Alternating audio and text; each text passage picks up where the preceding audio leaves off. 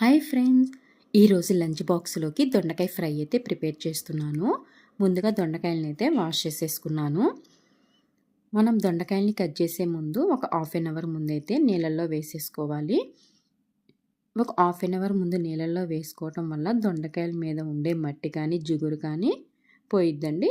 ఇంకా half an hour తర్వాత మనం 3-4 టైమ్స్ అయితే వాష్ చేసేసుకుంటే దొండకాయలు అయితే బాగా ఉంటాయి.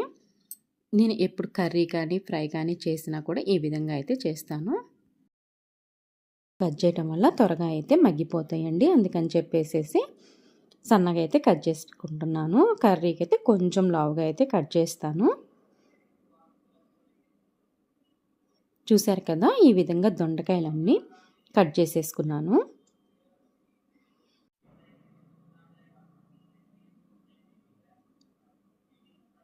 ముందుగా ప్యాన్ పెట్టేసేసుకొని 2 టేబుల్ స్పూన్ ఆయిల్ అయితే యాడ్ చేశానండి.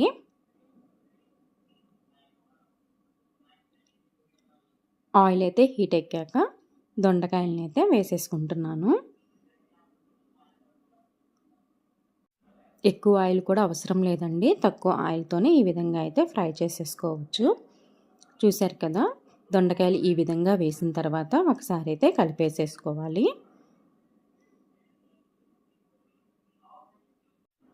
పాప అయితే ఈరోజు కూర వద్దు, దొండకాయ ఫ్రై లాగా ఇలా చెయ్యి అని చెప్పేసి అడిగిందండి. అందుకని చెప్పేసి ఈ విధంగా అయితే ఫ్రై అయితే చేస్తున్నాను.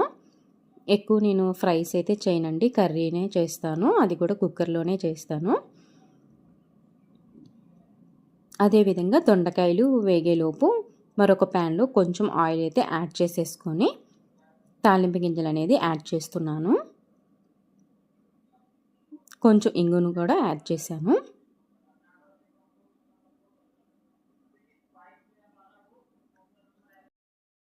దొండకాయతో పాటు ఆనియన్స్ కూడా వేగుతాయి కదండి, ఇంకా రెండింటిని కలిపేయొచ్చు అని చెప్పేసి ఈ విధంగా అయితే చేస్తున్నానండి. ఇంకా ముందుగా అయితే ఆనియన్స్ అయితే కట్ చేసి పెట్టేసేసుకున్నాను. ఇంకా తాలింపు అనేది వేగినాక ఇంకా ఆనియన్స్ అయితే వేస్తున్నాను.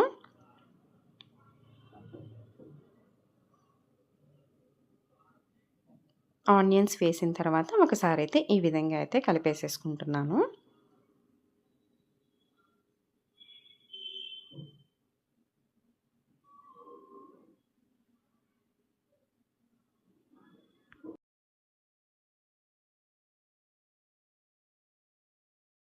ఆనియన్స్ అయితే తిప్పుకుంటూ ఉంటే సరిపోతుంది.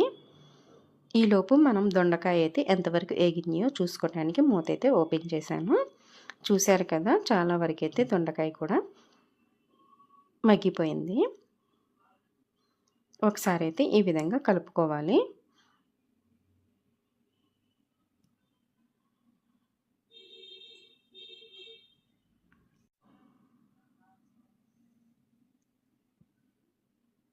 ఈ విధంగా కలుపుకున్న తర్వాత మనం మళ్ళీ అయితే మూత అయితే పెట్టేసేసుకోవాలి.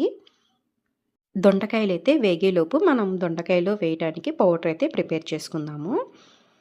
ఒక మిక్సీ జార్లోకి కొంచెం పల్లీలు అనేది తీసుకుంటున్నాను. అదేవిధంగా కొంచెం జీలకర్ర కూడా యాడ్ చేశాను. కొంచెం కొబ్బరి పౌడర్ను కూడా యాడ్ చేశానండి.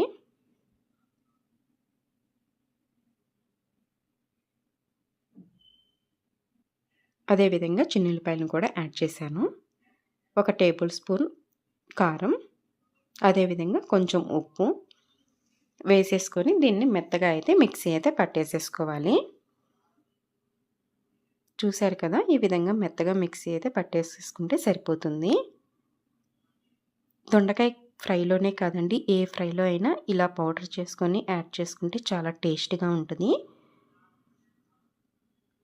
ఈ విధంగా మధ్య మధ్యలో అయితే దొండకాయలను అయితే కలుపుకుంటూ ఉండాలండి, లేకపోతే మాడిపోతుంది.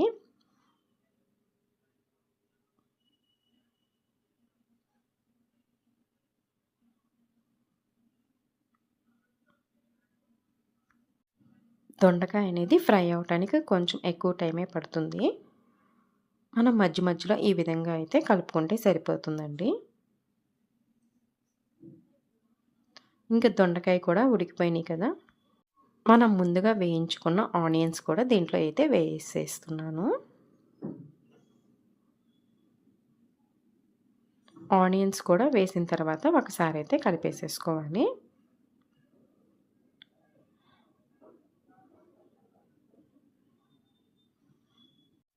మొత్తం ఈ విధంగా కలిపేసుకున్న తర్వాత కొంచెం అయితే పసుపు అయితే యాడ్ చేస్తున్నానండి.